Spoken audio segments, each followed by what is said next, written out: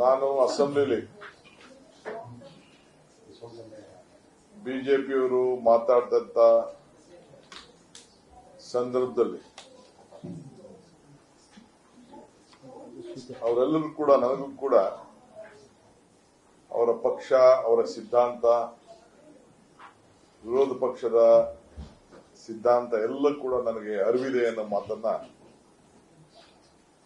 ಅವರಿಗೆ ಕಾಲೆಳೆದೆ. ಇದೇನು ಹೊಸೇನಲ್ಲ. ಪ್ರಜಾಪ್ರಭುತ್ವದ ವ್ಯವಸ್ಥೆಯಲ್ಲಿ, ಸಂಸದೀಯ ವ್ಯವಸ್ಥೆಯಲ್ಲಿ ನಾನು ಅಸೆಂಬ್ಲಿಲೇ ನನ್ನ ಆಚಾರ ವಿಚಾರಗಳನ್ನು ನಾನು ಮಾತಾಡಿದ್ದೆ. 1980ರಿಂದ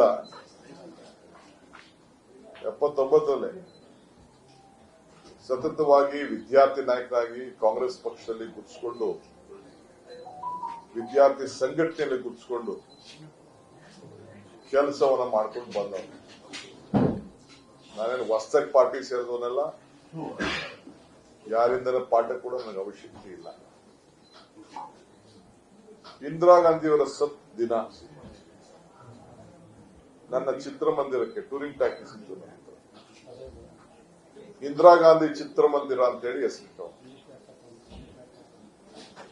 ನನಗೂ ಗಾಂಧಿ ಕುಟುಂಬಕ್ಕೂ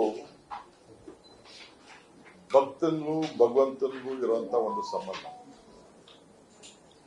ಆ ಭಾವನೆ ಮೇಲೆ ಗಾಂಧಿ ಕುಟುಂಬದ ತ್ಯಾಗ, ಅವರ ಇತಿಹಾಸ, ಅವರ ಬಲಿದಾನ, ಅವರ ಆಡಳಿತ, ಅವರ ಆಶೀರ್ವಾದ ಇವೆಲ್ಲ ಕೂಡ ಪಡ್ಕೊಂಡು, ಅವರ ಮಾರ್ಗದರ್ಶನವನ್ನು ಪಡ್ಕೊಂಡು ರಾಜಕಾರಣವನ್ನು ಮಾಡ್ಕೊಂಡು ನಾನು ಬಂದಿದ್ದೇನೆ.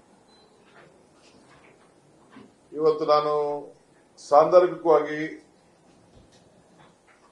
ನಾನು MA ಪೊಲಿಟಿಕಲ್ ಸೈನ್ಸ್ ಸ್ಟೂಡೆಂಟ್. ಯಾವಾಗ ಪೊಲಿಟಿಕಲ್ ಸೈನ್ಸ್ ಮಾಡಿದೆ? 2008ರಲ್ಲಿ ಡಿಗ್ರಿ ಪಡ್ಕೊಂಡೆ. 2004-5 ಶುರು ಮಾಡಿ 3 ವರ್ಷ ಬರೆದು ನಾನೊಬ್ಬ ಗ್ರಾಜುಯೇಟ್ ಆಗಬೇಕು ಅಂತ ಹೇಳಿ ಪೊಲಿಟಿಕಲ್ ಸೈನ್ಸ್ ನ ಆಯ್ಕೆ ಮಾಡಿ ಪಡ್ಕೊಂಡು